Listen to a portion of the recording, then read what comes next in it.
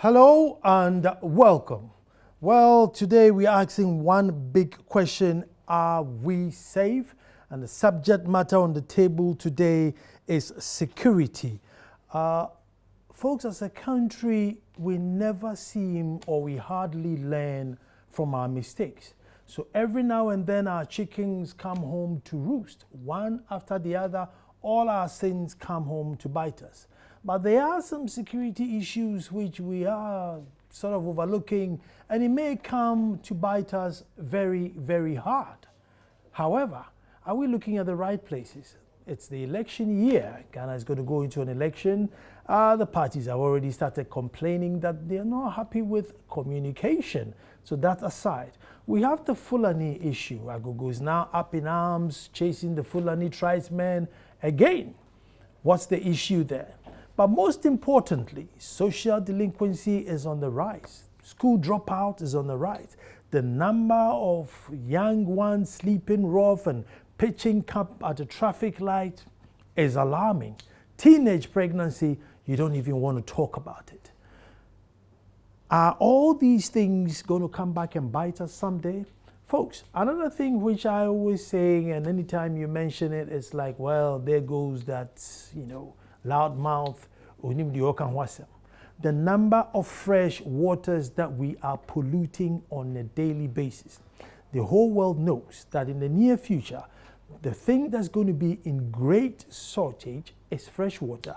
Here we are, we have it in abundance, we are polluting it, diverting it, poisoning it, name it. These are all security things that could come home and bite us. And now we are dabbling with terrorism. Is Ghana safe? And that's what we are talking about, total security. My name is Nanansa Kwao and this is PM Express. And I want you to send your messages to 0560 800 000, 0560 800 000. And just want to find out from you which areas you are concerned the most that in the near future these things will come and bite us. Number one on my list is too many school dropouts and too many idle hands. That is a recipe for disaster. Stay right back, we're just coming.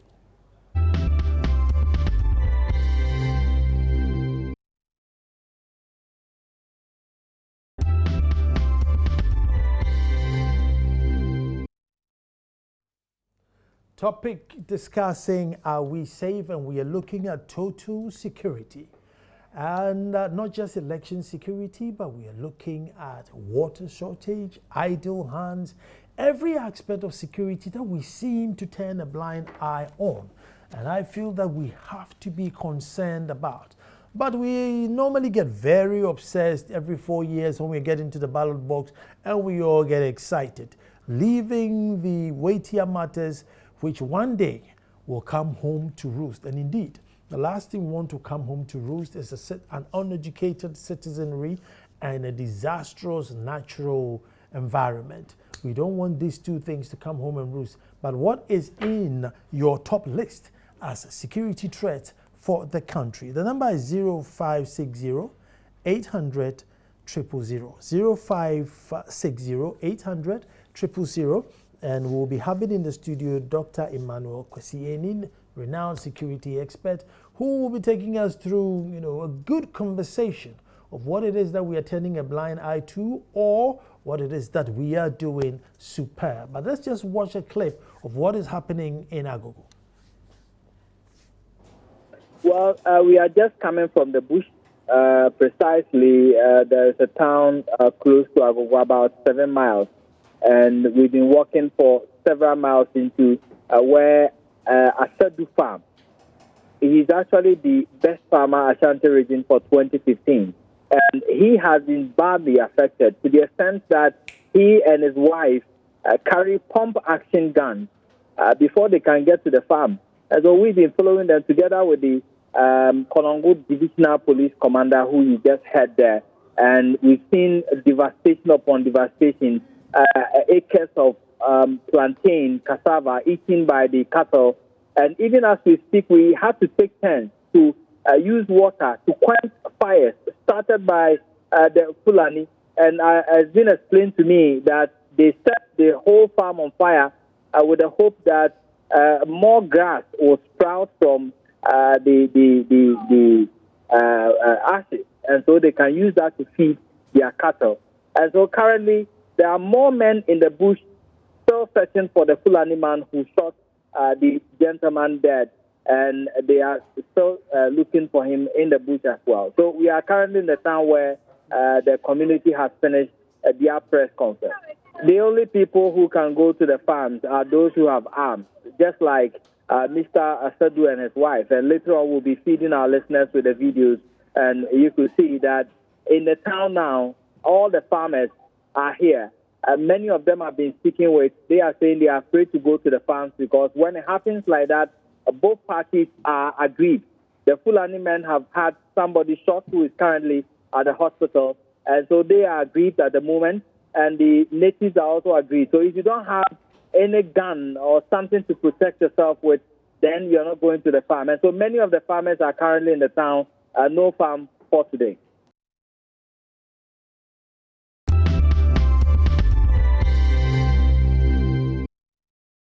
Police command to take all necessary steps to engage leadership of the various stakeholders of the conflict in the Agogo and other communities to bring the situation under control.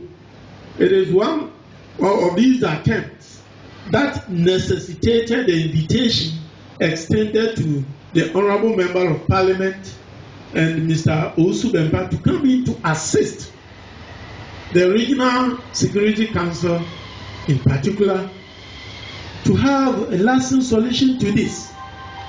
So if the police actually invited or extended that invitation to Honorable Member of Parliament and Mr. Osu Bempa, it wasn't the police per se, but the police was acting on the decision taken by the Regional Security Council. Meanwhile, intelligence gathering is deep on the ground. A Regional Security Council shall respond appropriately to any fallout from these security operations. Regional Security Council has also taken swift action to deal with any infraction of the law in the area. In fact, we have to note that in the course of performance of our duty as the Regional Security Council, we cannot whatever say that the foreign Fulani, though they are the target and the target is getting rid of them, but not to allow people to harm them. We need to protect them also.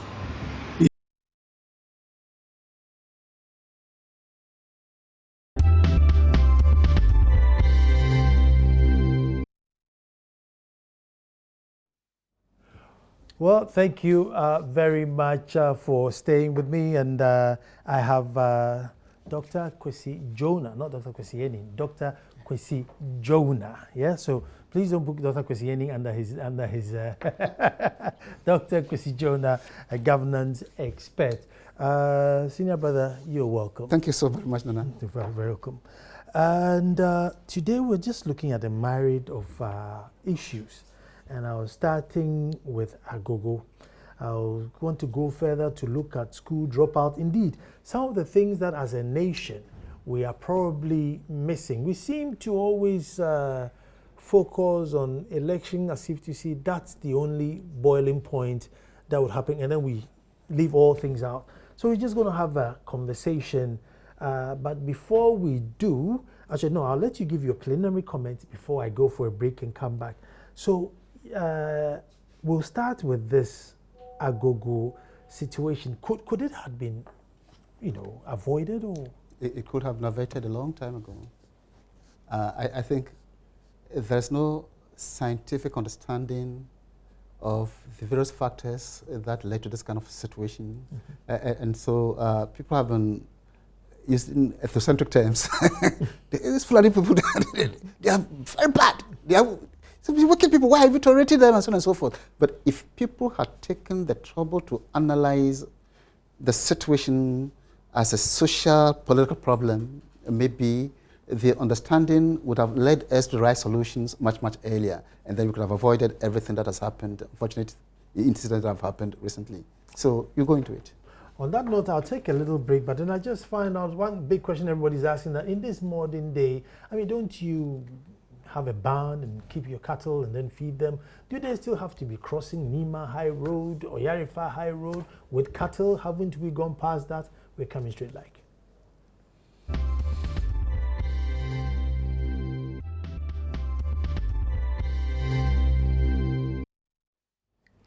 Thank you very much for staying. And the big question we're asking is, are we safe? And we're looking at a total discussion about our country, security, and things that we're keeping an eye on. Well, we're starting from Agogo and the Fulani clashes. Just before we went on the break, I was asking, I mean, is it not in the modern day where people have a barn and keep their cattle and feed them rather than roam on people's farms? That's one. And then while you answer that, I want to bear in mind that Anyembia, where the Fulani just walking, saw a patch of land and decided, that's a beautiful land. Or some locals may have said, look, I own this patch, bring your cattle. The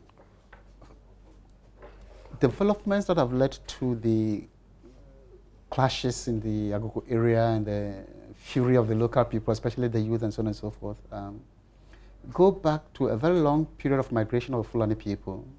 Fulani people have migrated into this country for, I would say, close to 200 years.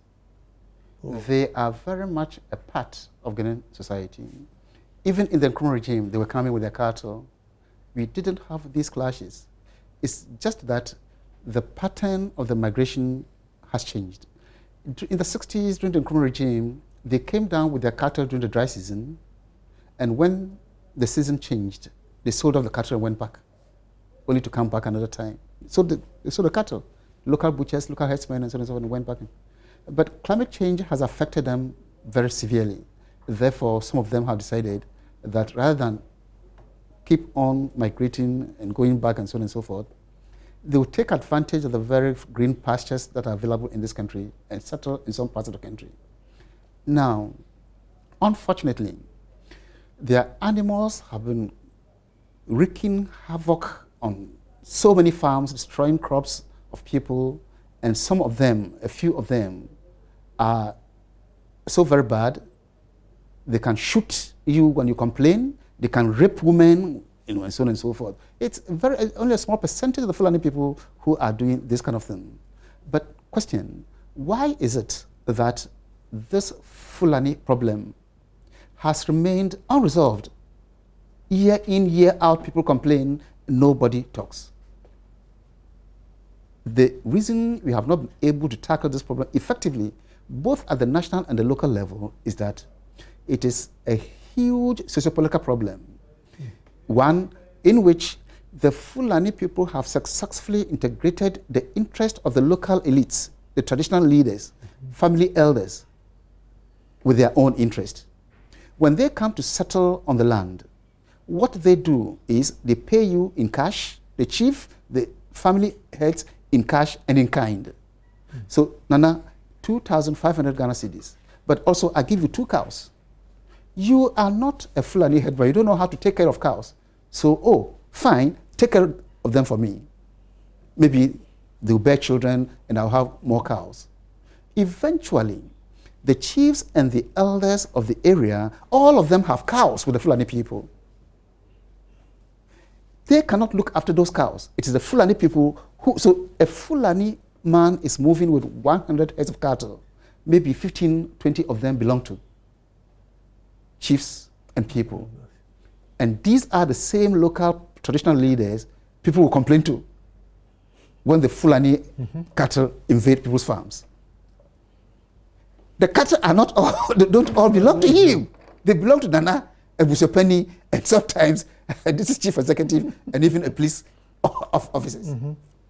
And so these things happen, and the people simply do not know where they can turn to. And if you turn to Nana himself, his cattle, he has cattle with the people. If you turn to the local police, he himself as well as do with them. If you turn to Busopeni, and so if you have realized it is the youth who the Fulani people have so successfully integrated the economic and the material interest of the local leadership with their own interest, that only the youth can now take action. But at the bottom of the matter, it's a clash of cultures. It is a clash between nomadic culture and what we call sedentary culture. Sedentary is settled farming, and so on. Our people are sedentary farmers, meaning you live in one place, you farm on the same piece of land from year to year, and you don't move. The Fulani people, on the other hand, belong to a nomadic culture. Because of the shortage of pasture and water, where they come from, they have to move the animals around. This has become their culture. And so when they come here to Ghana, especially in the forest zone, where people became sedentary farmers more than 150 years ago, there's a clash. My culture is nomadic. I have to move the animal. He has forgotten that here, water and pasture are not as scarce as where he comes from. Here, you don't have to move the animals all the time. But this has been the culture, this has been the practice. Therefore, somebody must tell them that here, it's not like your place. There's no shortage of foliage. There's no shortage of water. So if we give you the land, please try and confine your animals. You can even plant. If there's a shortage, you can even plant the grass or the kind of foliage your animals need. Somehow, because they have integrated the interest of the traditional leaders, nobody is able to put this kind of pressure on them. Therefore, the complaints continue, the destruction continues, the complaints continue, and if you're not lucky, it breaks into violence. Right now, I don't know what will happen if the youth of the Agogo area rise up, armed. I don't know where the place will be. The place will be caught in between angry Agogo youth and intimidated Fulani people. So we should have solved this problem a long time ago, that your nomadic culture clashes with the sedentary culture of the local people. We give you land, but please make sure that you confine your animals to the land and the water in this area. Water is even, you can't even dig wells. You know, we have somehow not been able to do that. Why? Because the local people, they have own cattle. Interest in that. So when you say they should go where? I heard Dr. Kosieni say, look, some of them have been born here. You said it's over 200 years. So maybe some are maybe probably second, third generation. And people do not know that there are some local popular politicians who are of Fulani extraction. One of these days, you're probably going to have a second lady who's of Fulani extraction. There are many politicians in Ghanaian politics right now. They are Fulani extraction. And so people who talk like that really do not know about the history of the Fulani people and their relationship with Ghana. What, I mean, at the moment they're saying that they should, drive them away with their cattle. So when you say drive them away to where? To where? If you drive them away from Agogo, should they go to Jabi or Ejiso? And will the people there be comfortable to go through the same old problems that made Agogo people drive them away? You should find a solution. And this solution should not go the way of violence, dialogue with the Fulani leadership. Look, when we give you land, what we really mean is that you should confine your animals to that area. And the land, there's so much land. There's so much land. They can even plant grass, whatever it is that the cattle feed on. If what they have been given is not adequate, they can be trained to cultivate the kind of foliage on which the animals can feed. Because, apparently because the cows love the fresh shoots. Yes, they did. So they seem to set fire to a patch of land, and so that it can regenerate, so that it can get the fresh shoot and then come back to graze. And if you're not lucky and your farm is close to the patch they are setting ablaze, even when they don't set the fire, the animals simply walk through your cassava and plantain and destroy everything. It is not just a fire; they destroy everything. They destroy everything. So the time has come for us to dialogue with them instead of breathing brimstone and fire, holding AK-47s and threatening to kill all of them and so on and so forth. I agree that the people are really, really suffering from the activities of the Fulani people. But I don't think we should solve this problem in a violent way. So what's the solution? Because they don't want the cows there, and you are saying the neighboring towns, I'm sure by now, are on red alert that you guys got them there and you keep them there. Don't bring them. Don't bring them here. So I mean, what would be the solution? Would a ban work? Don't ban anybody. I mean, like building a barn to keep. A barn may not even quite be just demarcate an area. This is for Fulani cattle. If you need more, you can plant whatever it is that can but don't cross the. Of course, the ban is the way the Europeans do it. The Western people do it. They do it outside, but these people are not quite used to, and so confining them to a particular area where local people do not have their farms would be the starting point. Maybe with time, we can then ask them to construct bans and so on and so forth. But it's an unfair question, but let me try. In the European countries, they gather hay, which is the dry straw. Even in winter. In winter, and then they feed the animals. Yes. So why is it that on this side they don't eat the dry straw, but they eat the green one? Well, they are used to it. They are spoiled. They are spoiled. They are spoiled for choice. They have it all the time. There's no snow. There's no winter. So the grass is there all the time. So why would they eat a dry one? First, take him in the hospital because you Wow. Anyway, I was just quite curious. While others are eating dry ones, and these ones were on the fresh leaves only. But security generally, as a country, are we keeping our eye on the ball, or are we taking for granted? Now, this is what I wrote down. And it's a big question that, is Ghana resistant to social breakdown due to our divisive nature and low comprehension of national belonging? Of course, if I don't feel a part of it, then I will not protect it, let alone fight for it. Well, you hit it on a very big problem. In political sociology, you call it alienation. Alienation is where you belong to a group, but at some point in your life, you feel that you don't really belong. It can happen at the family level. Even your own family, one brother, one sister feels that they don't like me.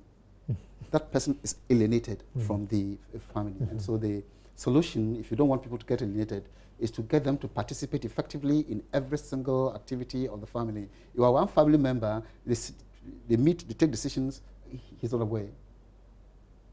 So I'm not aware that they are even going out to celebrate my mother's birthday. Everybody's gone, he becomes alienated. And alienation is a very big problem in politics. If you make a section of the population feel alienated, they are susceptible to all kinds of actions. They can do very outrageous things. So the best thing to do is to get everybody involved. And same problem we are talking about.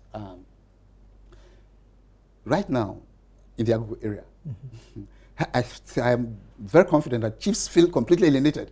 Youth and parliamentarians are meeting, to take decisions behind their backs. Because somehow they also feel that the leadership, the traditional leadership, have not dealt with them fairly. They have done deals with the Fulani people behind their backs, and they have allowed these people to go on. So nationally, alienation is possible, and alienation happens when culturally defined groups, whether it is an ethnic group, a religious group, feel that, as for them, they are not part of this nation. Alienation can lead to very, very serious problems. But have we gotten there now? Because as a nation, we are very, very divided, extremely divided. I mean, if I go out there now and complain about fuel prices, it means that you're not pro-government. Even though we are all buying it. And if the same price was there, but the government changed and I went there again, still they say, this guy can't be for government. So in that case, that's why I'm asking that, are we resistant to social breakdown? Because there's half of the country that will always defend it. You complain about anything and, we are not united for anything. So then it means we can't break down, like other countries are breaking down. I think here the word I will use is polarized, polarized means a deep-seated division based on a people not having the same goals. You know, the person who is complaining about you when you were, because you complain about fuel prices, your goal is every Ghanaian should be able to afford afford fuel. The other side, their goal is, oh, no, we cannot do that, because if you do that, it means government is going to subsidize. And if government does the subsidy, government cannot do the other development projects that it is. What you do is you forge a national debate around the particular issue that is making people feel polarized. In this case, subsidy withdrawal is a problem.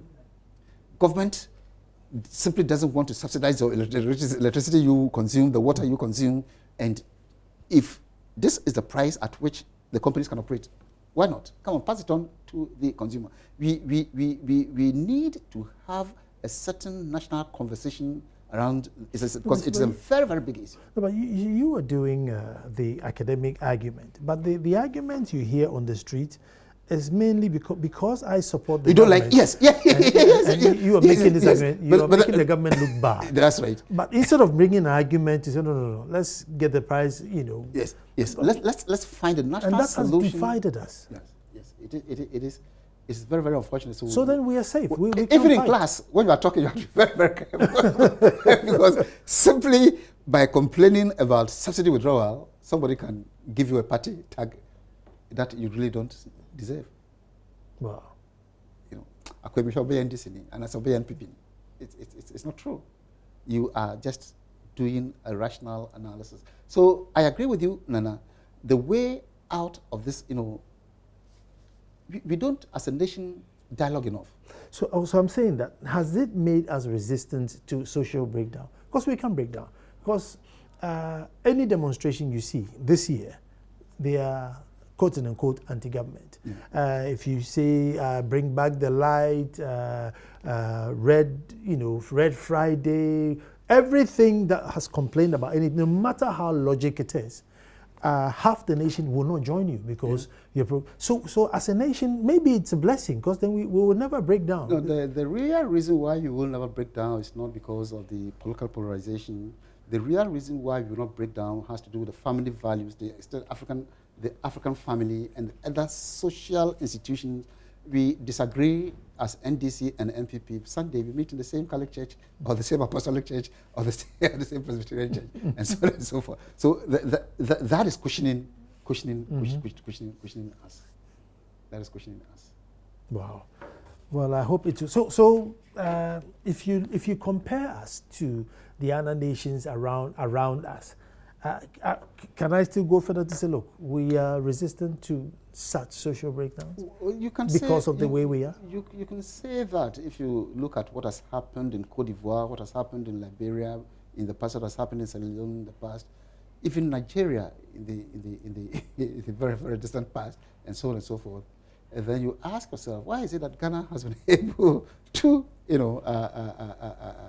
a lot of debate has gone and research has gone into this kind of phenomenon. It will take us too long a time to go into that. But I'm just supporting your argument that if you look at what has happened in neighboring countries, the kind of things that led to total breakdown, civil war, brother killing brother, it hasn't happened here. And there's a reason why it has not so happened. Let's go back to Agogo, and then we'll come back to one more security issue. You see, originally you would take cattle and tell them that, listen, this is my patch of land.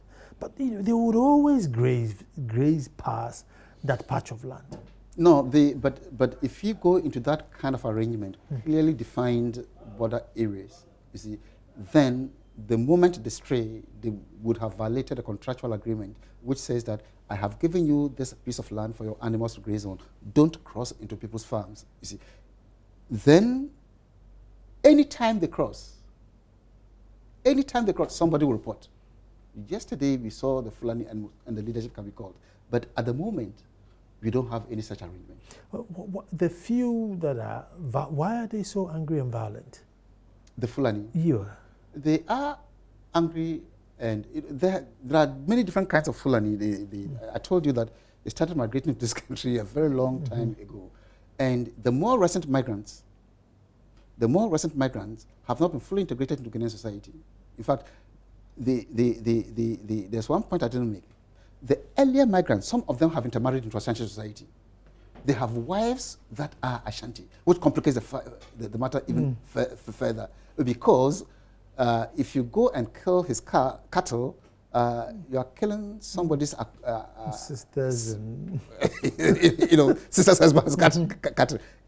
But the more recent migrants are not fully integrated into Ghanaian society. Okay. They feel they are still aliens. They feel there's some hostility towards them, and the only response is violence. But those who came much earlier, some of them have Ashanti children, local children, and so on and so forth, and are able to adapt to the culture better. Doc, once you're here, another one that I think we're keeping our eyes off is the number of school dropouts and the number of children you see on the traffic lights, mainly hopeless. What are the repercussions on that? The repercussions of the course. Well, I mean, what's going to happen? I mean, is there a breaking point? How many more children? It is a time bomb. If you have too many children who should be going to school but are otherwise out of the classroom doing menial jobs that cannot really guarantee their future, you are preparing, training, graduating future criminals. future criminals. So it is something that we need to take very seriously. What has happened in this country is that as a result of very good programs, the Millennium Development Goals and so on and so forth that the government introduced, enrollment has gone up considerably. Enrollment has shot up 90% over. So children who should be going to school get enrolled. Retention has become a problem. They get enrolled, but somehow we are not able to keep them in school because of very many social problems. Parents don't have enough money to do this X, Y, Z, and then they don't. Sometimes even some parents have traveled and left the children. Let me take a quick break and come back. Don't move.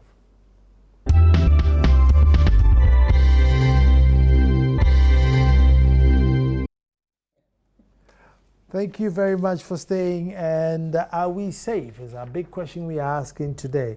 I'm talking to Dr. Kwesi Jonah, who is a senior research fellow at IDEC and also a lecturer at University of Ghana, a governance expert. So he knows about these things. But we're looking, I was talking about the school going age, or I mean, at JSS, that's the end of your life, and go and fend for yourself. Are we playing with fire there? Or? We are playing with fire. It's a time bomb. We are really sitting on a time bomb. If somebody finishes the junior high school level and there's no opportunity for further training, learn a skill, a trade or something, so that the person can make at least ends meet, realize his dreams as a citizen of this land, of course, you are training future criminals. It must engage our very serious attention. And I think one of the main reasons why we introduced this new system, the JHS system, is that you would equip the pupils with certain skills which they can build on, even if they are not able to go to senior high school, which they can build on at the technical school level, at the vocational school level, and so on and so forth. We have not been able to take that aspect of the program very seriously. The government imported a lot of tools, distributed them among schools. Nobody knows what happened. So today, people are graduating from junior high schools who cannot proceed to the next level, and yet have no skill, no training to live on. And this is a time bomb. So you find them on the road selling all kinds of things, so them risking their lives, moving. I don't know whether you will come across them, weaving through the vehicles, risking their lives to sell just petty things. It's a pathetic story. Let me just catch up with some of the messages you sent through, and thank you for sending your messages. What I have deduced is that some of the indigenous people of Agogo own some of the cattle. The people of Adakulu, Womenyo are facing the same problem. The people of Agogo, the same problem the people are facing. Last week, my uncle went to his farm only to see a Fulani herdsman and their cattle destroying his cassava crops. Oh. He complained and they attacked him and beat him mercilessly. It is normal that poor will continue to be poor and rich will continue to be rich, because leadership failed to play their role of providing basic need for their people. No wonder that it is like that. Our leadership begins that way back in school. Whenever given a post to lead, they fail to do what followers want. This is by Kumi. The next one you see from Kintampo. Nana, how can we be safe when our leaders take bribes from this Fulani herdsmen? We are only hearing of Agogo, but come to Kintampo and its surrounding and see. It says, if anything changes very soon, we won't even get food. If nothing changes very soon, we won't even get food to eat. God save us. The Fulani issue is somehow delicate because influential people have their cattle with the Fulani. This is Akalni Kuntani in Sandema. And then this one says, good evening, Nana. Seriously, we are not safe, and the future of Ghana is not on the bright side at all. Pollution of our water bodies with this galamsey activities and the engagement of the future of Ghana. The younger ones who's supposed to be in school are trading their life and time just for a temporary hand-to-mouth monies, which in itself is an issue. Vis-a-vis increased rate of teenage pregnancy in these areas. Upper Dentura West is not an exception. Kwabena Asante, thank you very much for your messages coming in, but I think, Doc, they share your sentiments. And I must say, you know, I had some problems in my area. I hope they're not Fulani. Yeah, they're not Fulani. Yeah, the Fulani. What's his name? Ali. He's of a Fulani nature. So I did everything to get him and his cattle out. It was within my own ranks that went behind my back to take money from him and say, look, come and stay here for 2 months and then you go. You see the point I was making? So I was under the impression that they were gone. And then, you know, further down the line, we had a meeting again. Oh, Nana, you know, they're gone. So I realized that they brought them back. And I said, well, then they will, in this case. This is the point I was making about. Yeah, I really understand what you're saying. And sometimes the monies they've taken and the distraction does not tally at all. At all. So I think shame on us as leaders of.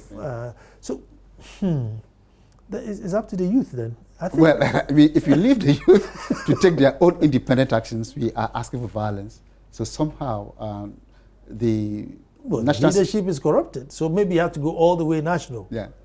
National security apparatus should intervene. And is it working though? I don't get the impression that it is working. Because the mobilized troops? Yes, the youth get the impression. You see, the impression of youth of Agogo and other areas I've got is that national and local leadership are always on the side of the Fulani. Mm-hmm. Whereas the local leaders have their economic and material interests integrated into the interests of the Fulani people, the national leadership will make excuses. Oh, we have ECOWAS. Oh, we are this. Oh, we are that. We are that. We are that. And so that's why the youth get angry. Mm-hmm. They always get the impression at the local level, our leaders are compromised. At the national level, people are making excuses. So let us take the law into our hands. And it shouldn't be that way. You see, every local elder is saying that, no, I don't have cattle, I don't have dealings with them. So they have collected money. I mean, have they dropped from the sky onto the land? I mean, or just found their ways there? And somehow, when the youth rise up, you don't see.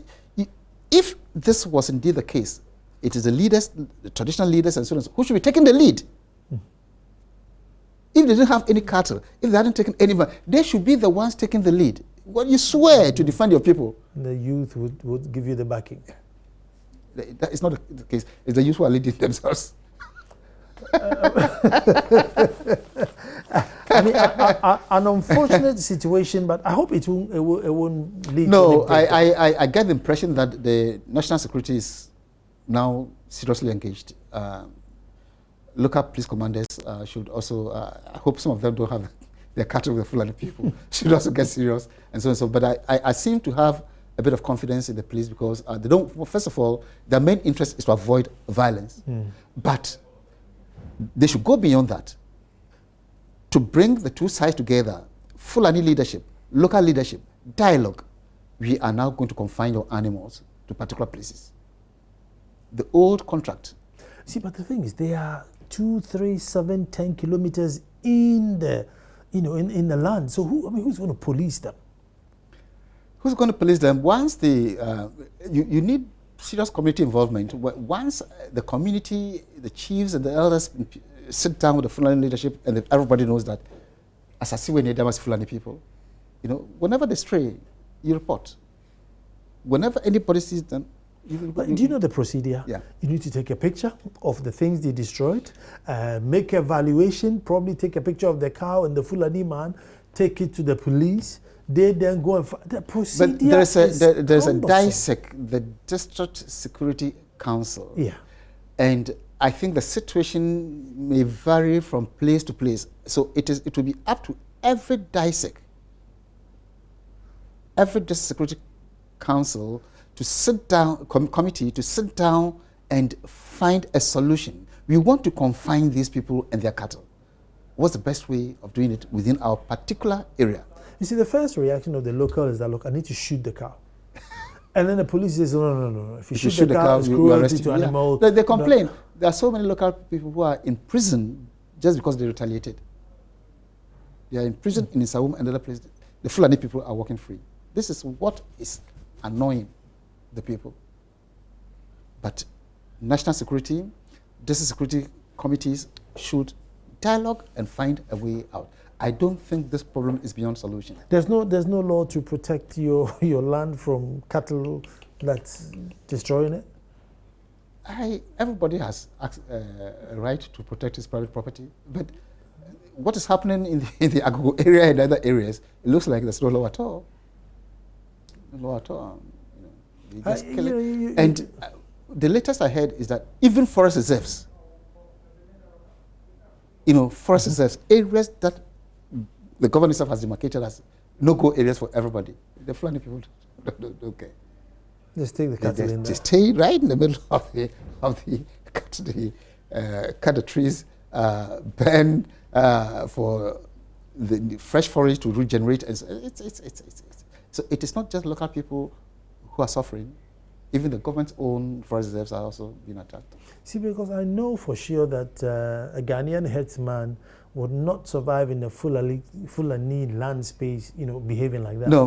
Well, first of all, they don't have the land, the kind of land that to attract. To attract a Ghanaian farmer. I was just trying to say, we seem to have an over-tolerant nature. No, I also don't like the way the media and local people have projected every Fulani man is a bad man. No. Every Fulani man is, as I said, there are very prominent politicians in Ghana here who are Fulani extraction. The Fulani have been very much part of the history of this country for close to 200 years. Well, I think at the moment, anytime we say Fulani, we're just talking about the headman following that cow. But the way people don't make any distinctions, like every Fulani, Fulanis have made very important contribution to this country. And some of them still are making very important political contribution to this country. And so you should be very careful the kind of language you use. Fulani people have done this, Fulani people have done that.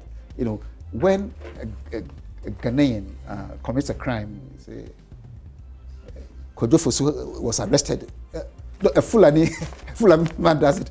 So Fulani boys were,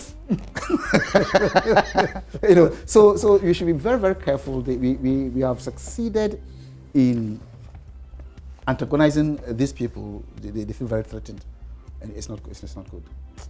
Well, all too soon, that's what time will allow us. But I know this conversation is one of those conversations that I don't feel it's ended. I think it would develop. It should continue. It will continue. Because we need to understand each other, understand each other's cultures. And but we want to say a big Barima to all the Kwapamang and for Penning who've lost or see idea your Adodankwa. And tomorrow or on Thursday, we say on Thursday, I don't know who the third and the Akwamu contingent will be there to sympathize with you. So if you see me in red and black, you know, I'm mourning, you know, a big guy who's gone to the village, as they say. So Barima to all Okwapamang, and tomorrow on Thursday, Akwamu will be there to, you know, show sympathize with you. Our condolences. And thank you so much for coming in. Folks, tomorrow we'll be back to do this all over again. Thank you for watching.